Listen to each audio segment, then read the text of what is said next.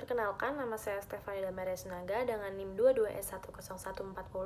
Di sini saya akan menjawab beberapa pertanyaan dari video yang Pak Greg berikan. Yang pertama itu dari wawancara bersama narasumber yang bernama Kak Aci, yang berasal dari Kalimantan Barat yang sedang berkuliah di STPKAT untuk menjadi seorang katekis atau guru agama. Kak Aci ini memiliki ayah kandung yang tidak bertanggung jawab, dalam arti yang tidak menafkahi, mengunjungi pun tidak, dan yang lebih parah lagi, ayah kandung Kak Aci ini tidak mengakui bahwa Kak Aci itu adalah anaknya. Kemudian, ibunya Kak Aci memiliki pendamping hidup yang baru, tetapi Kak Aci merasa bahwa ia tumbuh dengan rasa yang sangat-sangat menyakitkan, dan ia juga kadang berpikir bahwa dunia ini sangat kejam dan Tuhan itu tidak adil. Karena Kak Aci pernah mendapatkan perlakuan buruk dari ayah tirinya yang menyebabkan suatu trauma besar bagi Kak Aci. Kak Aci mulai mengalami pemulihan ketika ia memiliki kenalan seorang pemuka agama, di mana seorang pemuka agama ini adalah guru agama yang menyadarkan Kak Aci bagaimana cara memaafkan, berdamai dengan diri sendiri, dan berdamai dengan orang lain. Itu semua ada di dalam pelajaran agama yang diterima sama Kak Aci. Narasumber juga menyebutkan bagaimana pendidikan agama itu bisa menyembuhkan, yaitu dengan berpasrah kepada Tuhan dan yakin bahwa Tuhan bisa memberikan jalan yang terbaik dalam hidup kita. Lalu yang kedua, dalam sesi diskusi yang berisi tentang apakah pendidikan agama harus menyembuhkan dan bagaimana cara menjadi guru agama yang baik. Pada sesi diskusi kali ini, ada berbagai narasumber dan berbagai pendapat. Yang pertama itu dari narasumber yang bernama Kak Rifka.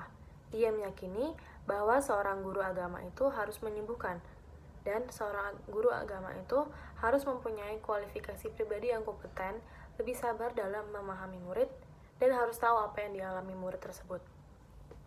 Jadi, seorang guru agama itu tidak hanya sekadar mengajar saja. Seorang guru agama itu harus ada kelebihan untuk menyembuhkan. Lalu, menurut narasumber yang kedua yaitu Kak Samuel, menurutnya jika seorang guru agama itu terlalu sabar dan terlalu halus, akan membuat muridnya dapat berperilaku seenaknya. Jadi menurut Kak Samuel, seorang guru agama itu harus bersikap disiplin dan tegas. Jika murid tersebut akan tereliminasi satu sama lain, nantinya akan muncul bibit-bibit yang lebih berkualitas.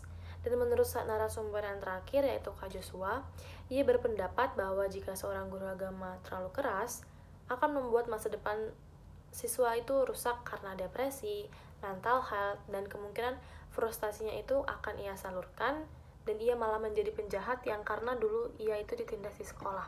Jadi menurut Kak Joshua juga, peran orang tua itu juga sangat berpengaruh dan penting untuk pertumbuhan seorang anak. Lalu untuk pertanyaan yang terakhir, apakah pendidikan agama menurut keyakinanmu dapat menyembuhkan? Berikan opini yang baik dan perkuat dengan kutipan suci, kitab suci masing-masing. Menurut saya, pendidikan agama itu dapat menyembuhkan. Karena dalam ajaran agama saya yaitu Kristen, pendidikan agama merupakan pengenalan seseorang akan Tuhan. Pendidikan agama Kristen dimaksudkan untuk peningkatan potensi spiritual dan membentuk kita agar menjadi manusia yang beriman serta taat kepada Tuhan Yesus dan berakhlak mulia. Tuhan itu sendiri juga mengajarkan kepada kita tentang kasih. Saya mengambil kitab suci dari Matius 22 ayat 37-40. Jawab Yesus kepadanya, "Kasihilah Tuhan Allahmu dengan segenap hatimu dan dengan segenap jiwamu dan dengan segenap akal budimu. Itulah hukum yang terutama dan yang pertama. Dan hukum yang kedua yang sama dengan itu ialah kasihilah sesamamu manusia seperti dirimu sendiri. Pada kedua hukum inilah tergantung seluruh hukum Taurat dan kitab para nabi." Seperti apa yang Yesus katakan, kita diminta untuk mengasihi Allah dengan segenap hati, jiwa, dan akal budi. Artinya, kita itu harus berusaha untuk menjadi pribadi yang mau mengolah rasa, mengolah emosi, maupun mengolah pengertian kita akan Allah. Kita mengasihinya dengan keseluruhan diri kita.